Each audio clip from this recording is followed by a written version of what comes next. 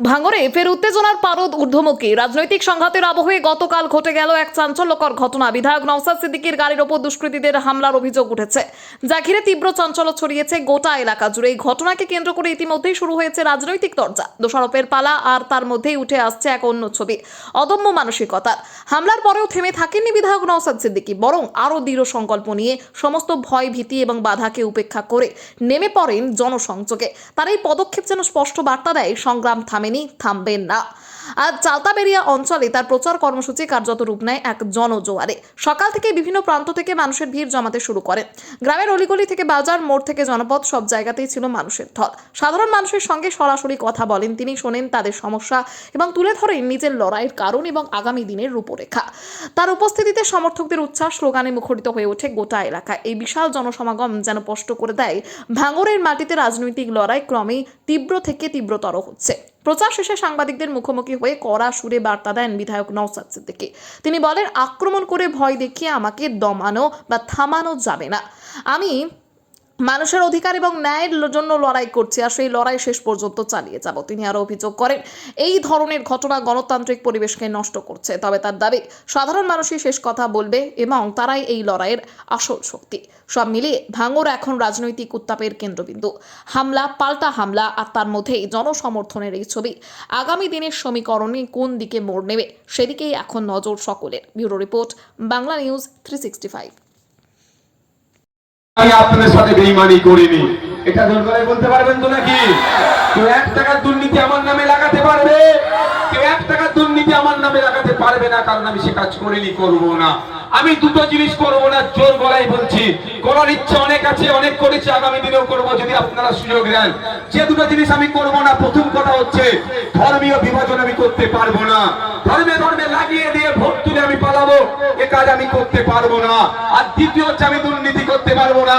তাই আমার 5 বছরের রাজনীতি জীবনে একটা শব্দ কেউ দেখাতে পারবে না যে শব্দ দ্বারা কোন ধর্মের মানুষ, কোন বর্ণের মানুষ, কোন জাতের মানুষ, কোন লিঙ্গের মানুষ আর কোন লিঙ্গের প্রতি আমি অবমাননা করেছি, অপমান করেছি। সুতরাং আমার দ্বারা এটা হবে না। আর একটা হচ্ছে, কেউ বিগত 5 বছরে শুধু ভাঙড় নয়, সারা রাজ্যের মানুষ 1 টাকার দুর্নীতি আমার গায়ে লাগাতে পারবে না, কারণ আমি দুর্নীতি করার জন্য রাজনীতিতে আসিনি। আমি হলফনামা জমা করেছি, পেপারে খবর এসেছে, আপনারা দেখেছেন যে নওশাদ সিদ্দিকী বিধায়কের ইনকাম কমে গিয়েছে। ম্যাক্সিমাম বিধায়কের দেখুন, সব বিধায়কের দেখুন, 293টা বিধায়কের দেখুন, আর নওশাদ সিদ্দিকীকে আলাদা জায়গায় দেখুন। ভাঙড়ের বিধায়কের ইনকাম কমে গিয়েছে, আর বাকি রাজ্যের বাকি বিধায়কদের ইনকাম বেড়ে গিয়েছে। এটা থেকে প্রমাণ হয় যে আমি দুর্নীতি করিনি, আমি চুরি করিনি, আমি তোলাবাজি করিনি। তাই যদি মনে করেন এটা গর্বের বিষয় যে বিধায়কের ইনকাম কমে যাচ্ছে, বিধায়কের ইনকাম বাড়ার দরকার, উল্টে কমে যাচ্ছে, মানে আমার বিধায়ক তথা কামচিহ্নের বিধায়ক, সংযুক্ত মোর্চার বিধায়ক ন্যায় নিষ্ঠার সাথে চলছে। তাকে আবার দ্বিতীয়বারের জন্য আরো 5 বছরের সুযোগ দিয়ে তাকে আমাদের বিপদে আপদে লড়াই করার মতো জায়গায় পাঠায়। আমার উপরে এত রাগ কেন? আমাকে এত আটকানোর চেষ্টা হচ্ছে কেন? আমার দোষটা হচ্ছে এটাই, আমি দলিতের কথা বলি, আদিবাসীর কথা বলি, হিন্দুর কথা বলি, মুসলমানের কথা বলি, অন্যায়ের বিরুদ্ধে কথা বলি, এটাই আমার হচ্ছে অপরাধ। যখন দেখেছিলেন দুর্গাপুরে গরুকাণ্ডে যেভাবে নির্মমভাবে অত্যাচার চলে গিয়েছিল, মেরে দিবার উপক্রম ছিল, তার পাশে 43টা বিধায়ক পশ্চিম বাংলার মুসলিম সম্প্রদায়ের কেউ যে দাঁড়ায়নি, একাধিক এমপি কেউ যে দাঁড়ায়নি, ভাঙড়ের বিধায়ক সেখানে পৌঁছেছিল, তাহলে বাধ্য হয়েছিল তারপরে তাকে গ্রেফতার করতে। আপনি খোঁজ নিয়ে দেখুন, বিদ্যুৎ মন্ডল বিষ্ণুপুর থানার বাড়ি জুলপিয়া বিষ্ণুপুরে, ওকে খুন করেছিল, ওর পাশে কেউ যে দাঁড়ায়নি। 68টা দলিত বিধায়ক থাকার পরেও সেখানেও ভাঙড়ের বিধায়ক পৌঁছে গিয়েছিল। খোঁজ নিয়ে দেখুন উত্তর দিনাজপুরের চোপড়াতে, ওখানে আপনার রুমা রায়ের উপরে আক্রমণ চালিয়েছিল আবগারি দপ্তর, ওর পাশে কেউ দাঁড়ায়নি। 18 জন মতো আদিবাসী সমাজের বিধায়ক থাকার পরও সেখানেও পৌঁছে যেতে হচ্ছে ভাঙড়ের বিধায়ককে। ফেক এসটিএসসি সার্টিফিকেট বাতিল নিয়ে কেউ কথা বলার সাহস পাচ্ছে না, সেই বিরোধিতা করছে আইএসএফের এই সংযুক্ত মোর্চা তথা ভাঙড়ের বিধায়ক। যেখানেই অন্যায় হচ্ছে তার বিরোধিতার জন্য প্রথম মুখ খুলছে ভাঙড়ের বিধায়ক। এটাই ওদের মাথা ব্যথা হয়ে দাঁড়িয়েছে, ওই জন্য আমাকে হারা মারার চেষ্টা করছে। তবে ভাঙড়ের মানুষেরা প্রস্তুতি নিয়ে নিয়েছে, এবারে রেকর্ড ভোটে ক্যানিং পূর্বের ওই নোটোরিয়াস ক্রিমিনালকে হারাবে। সরকার সাহেব হারার আতঙ্কে এলাকায় একটা ভয়ের বাতাবরণ তৈরি করার চেষ্টা করছে। আমরা এটা হতে দেব না। আমরা হিংসা মুক্ত ভাঙড় করতে চাইছি। হিংসাকে দিয়ে হিংসাকে আটকানো যায় না। আমরা শান্তিপূর্ণভাবে প্রতিবাদ করেছি। প্রশাসনকে ধন্যবাদ জানাবো। প্রশাসন ধরে আমাকে জানিয়েছে, ব্যবস্থা গ্রহণ করেছে। আমি কে মেরেছে দেখিনি।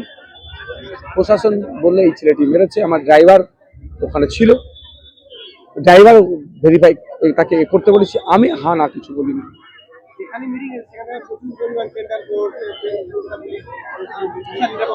না, ব্যাপারটা হচ্ছে তৃণমূল কংগ্রেস একটা অশান্তি পাকানোর চেষ্টা করছে। এখানে তৃণমূল কংগ্রেস বলবো না, সরকার সাহেব অশান্তি পাকানোর চেষ্টা করছে। সেই জন্য প্রশাসনের কাছে ইনপুট আছে, সে নাগাতে ভোট দিচ্ছে। ভালো তো, আমি চাই আমরা শান্তিপূর্ণভাবে প্রোগ্রাম হোক, নির্বিঘ্ন হোক। সেই তৃণমূল আরো যে সমস্ত রাজনৈতিক দলগুলো প্রার্থীদের সবাই করুক না।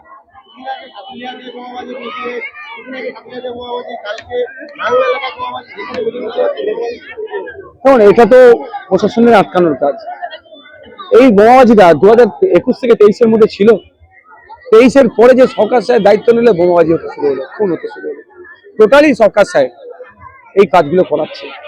তদন্ত করলে পাওয়া যাবে। কারণ দক্ষিণ বামুনিয়াতে যে ব্লাস্ট করে দুজন মারা গেল, 4 জন যে লাপাতা, মূল হোতাকে ওহিদুল ইসলামকে চালতাবেরিয়া অঞ্চলের সরকার সাহেবের সব থেকে স্ট্রং হ্যান্ড ছিল। বুঝাই যাচ্ছে তো কি হচ্ছে মোথাবাড়ি কাণ্ডে এই প্রথম এনআইএ কাউকে গ্রেফতার করলো যিনি আইএসএফ এর পঞ্চায়েত সদস্য ছিল, তাকে গোলাম রব্বানি। কি বলবেন?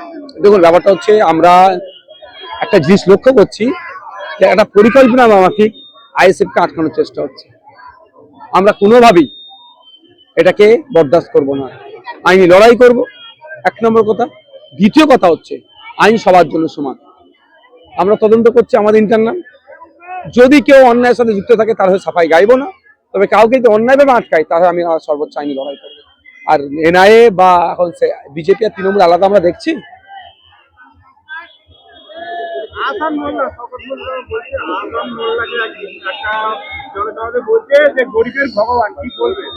দেখুন, ব্যাপারটা হচ্ছে আর একটা শব্দ ইউজ করেছে, আল্লাহর সাথে মনে সম্বোধিত হয়েছে।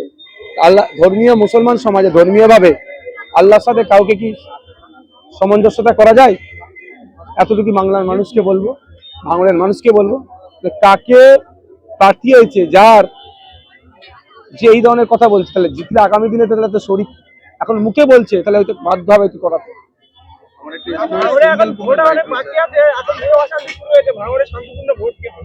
নির্বাচন কমিশনের দায়িত্ব।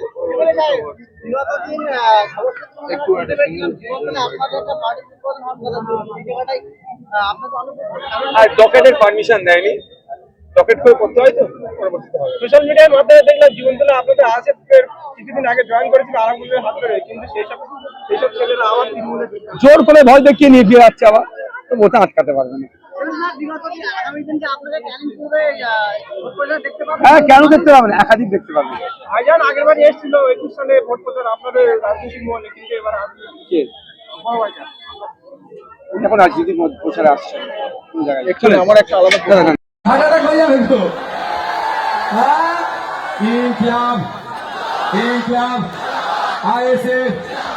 আইএসএফ বাম ঐক্য, আইএসএফ যত সংগ্রাম, বাম আইএসএফ এর ঐক্য, আগামী 29 এপ্রিল আসছে দিন, আগামী 29 এপ্রিল আসছে দিন, মা বোনেদের বলে দিন, বাপ ভাইদের বলে দিন, দিকে বলে দিন, ভাঙড়েতে বলে দিন, হাতিশালাতে বলে দিন, জিরানগাছিতে বলে দিন, কলামনপুরে বলে দিন,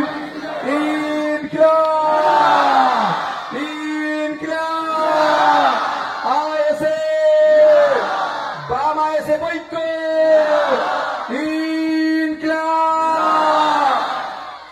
ভাই এখন একটা জয়েনিং হবে, যারা জয়েন করছে